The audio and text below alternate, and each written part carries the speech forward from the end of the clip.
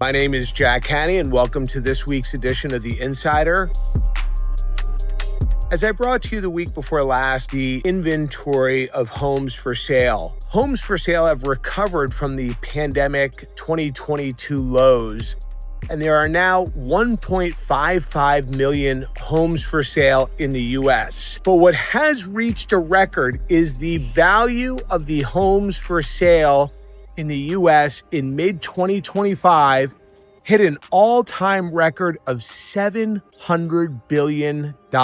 So there is currently, right now, $700 billion of inventory sitting for sale, homes for sale in the United States. This is one of the reasons why on Friday in Jackson Hole, Jerome Powell said that the current economic situation does warrant a change in the Fed's policy stance, which the markets reacted to, which many believe Jerome Powell is indicating that there will be a rate cut in September. Many economists, though, are warning that regardless of the rate cuts, this won't bring down the 30-year fixed mortgage. Now, the markets did react to the news of a rate cut and Jerome Powell indicating that it warranted a change in the Fed's policy stance. But what most retail investors need to be concerned about is that rate cuts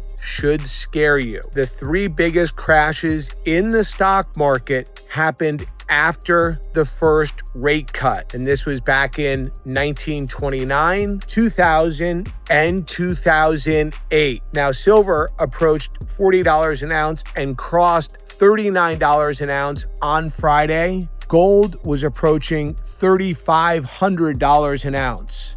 What most economists are warning right now is that with persistent inflation, like we saw with the producer price index and the consumer price index numbers being at a 6 or 7 month high, that if you have persistent inflation and the Fed is backed into a corner and cutting rates, that is what Evercore has warned is the death cross. Now, many are believing that Jerome Powell is being pressured into cutting rates. We still have yet to see what the tariff trade war implications are and how those will affect consumers as well as prices on goods that are imported. But what we are seeing right now is JP Morgan, Bloomberg, Bank of America, and Goldman Sachs all forecasting $4,000 an ounce gold in 2026. Silver looks poised to cross that $40 an ounce and is now at a 13-year high. Silver is at a 13-year high. So moving forward, as we're heading into Q4 here in 2025, and then certainly Q1 of 2026, money is rotating into safe haven assets, physical gold and silver. We're seeing gold and silver now starting to take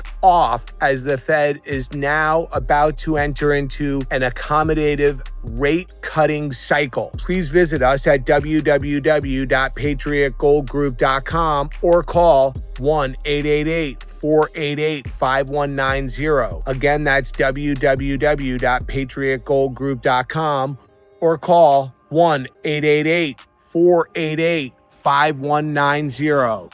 I am not a certified financial investment advisor, nor do I give tax advice. But again, what we're seeing here is investors, billionaires, big banks, hedge funds, and central banks rotating into safe haven assets, physical gold and silver, ahead of rate cuts as the Feds are beginning to adopt a more accommodative rate cutting cycle. Thank you, and I look forward to speaking with you next week on an episode of The Insider.